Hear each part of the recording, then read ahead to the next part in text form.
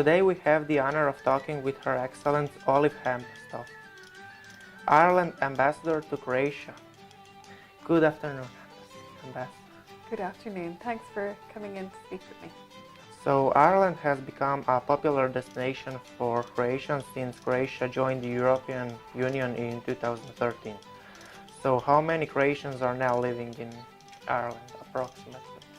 It is difficult to say accurately how many are living in Ireland, but I am in regular contact with the Croatian embassy in Dublin, and they have kind of inquired in relation to people who have PPS numbers and things like that, which is like the Irish version of the OIB. So we estimate that there's in and around 17,000 Croatians living in Ireland at the moment. So that's a pretty big number for Croatians in our country. And it is a big number as well, because I think it came from a very low base. So prior to you joining the EU, there would not have been many Croatians, I think, living in Ireland, and now it has increased significantly. Do you know what are they doing in Ireland? Are they doing well? I think they are doing well. We have some that follow us on Twitter and interact with us that way, and some who call into the embassy when they're home in the summer or visiting family at Christmas. All of them are very positive, the ones that I have met. And that they are enjoying themselves there and settling in well. We do read in the Croatian media sometimes that people who have maybe not had a positive experience, but from people who contact the embassy and who we know, it seems that they are settling in well and that they enjoy living in Ireland. You say that they are doing well, that you have talked to some of them. What are they saying? They're generally saying that they have found good jobs in Ireland, that they have settled in well, that they find it an easy country to live in. They talk a lot about how well Irish and Croatian people get on, which is really nice to hear, and that's been my experience living here in Zagreb as well, that it's easy to meet Croatians and to have a good conversation with them. And I think that's because Irish people and Croatian people get on well and have an affinity. We had over the summer, say, a person who's working as an engineer in Google came in, and he was very, very positive about his experiences in Ireland and was learning to speak the Irish language, for example. Also, when your president went to Ireland in April, I had an opportunity to meet some of the Croatians who were living in Ireland at an event for her, and they were also very, very positive with their experiences so far. So I would say, from what I know personally, it seems that it has been successful and welcoming for people who have moved to Ireland. Both Ireland and Croatia have experience of people leaving and emigration.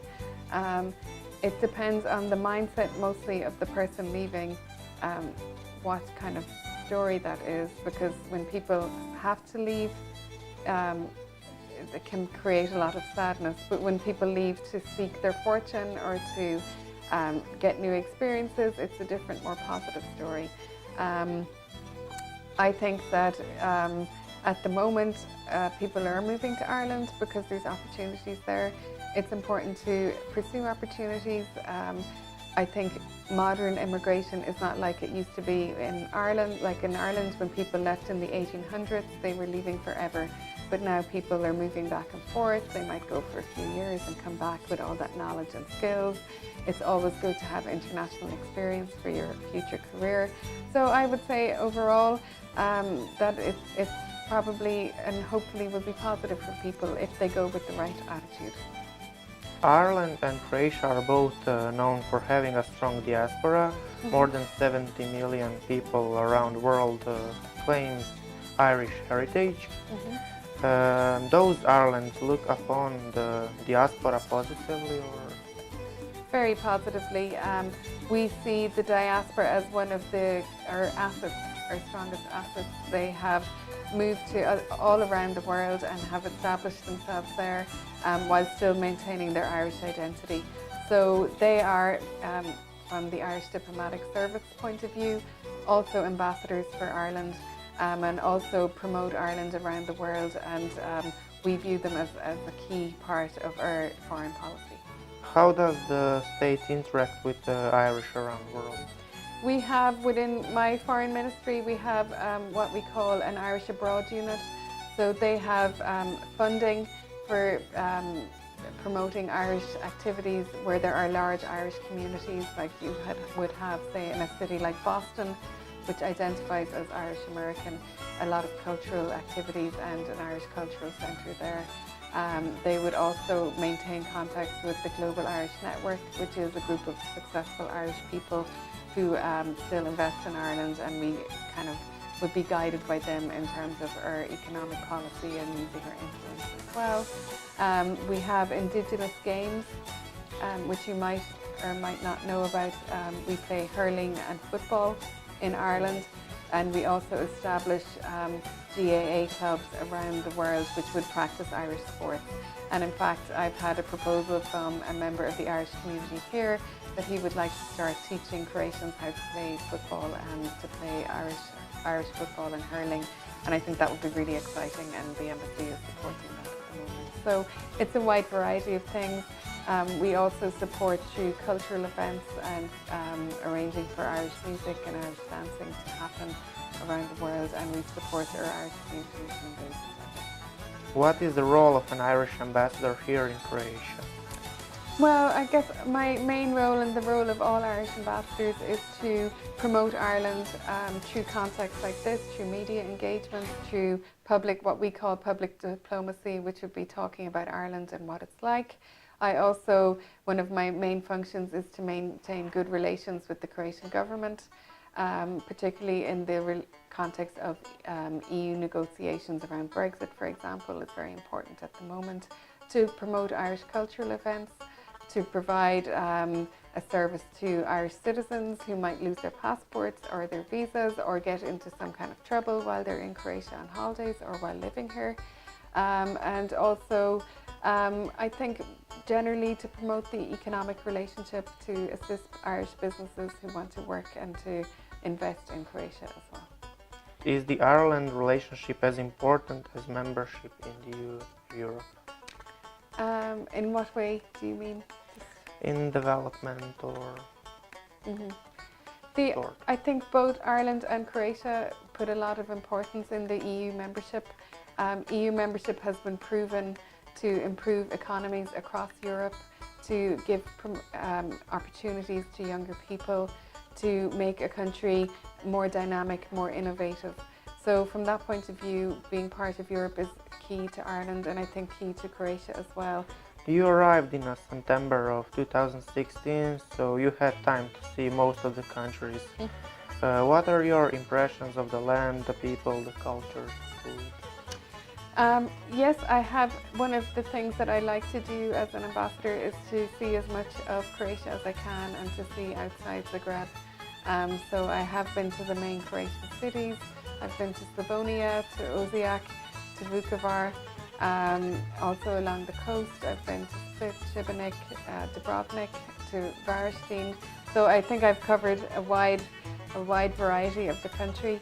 My impressions are that Croatia is a proud nation. They have a very interesting and vibrant culture. The food is amazing.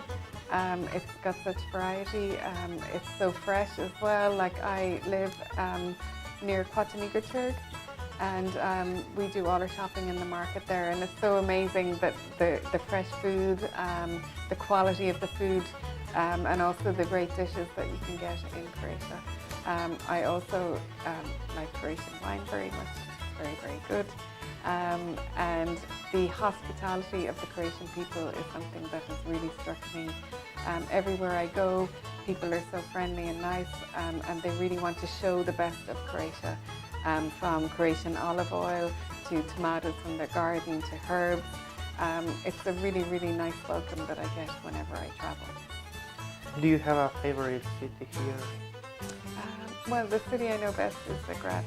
So as an ambassador, I don't want to play favourites, but me and my family have loved living here. We love exploring the city. It's a city of hidden secrets, and you're walking down a street, and then the next time you walk down, you discover, if you go into the courtyard, there's amazing shops in there and things like that. So we're still exploring Zagreb. We really find it very welcoming. It's very friendly towards children and families. So if I was forced to choose a favorite city, it probably would be Zagreb. Is Croatia a place that you would recommend to family and friends back home as a place to visit? Yes, and I'm constantly enticing people to come over to see me. Obviously, it's nice to see family and friends, but also I think it's a really fascinating country and a great place to visit. You have a lot to offer and a lot to show, and the country is beautiful, whether it's from the coast, the Croatian coast, to climbing up Sleme. You really have fantastic nature. So I highly recommend it. Do you have any message to our young students? Well, first of all, it was great to meet you this morning and to meet the rest of your classmates. I think if you represent the youth of Croatia, then I don't have any worries for the country. You are full of enthusiasm and energy. You ask very intelligent questions. It's great to see that you take your extracurricular activities so seriously. So my words of advice are keep doing what you're doing. I think Croatia has a great future if you represent.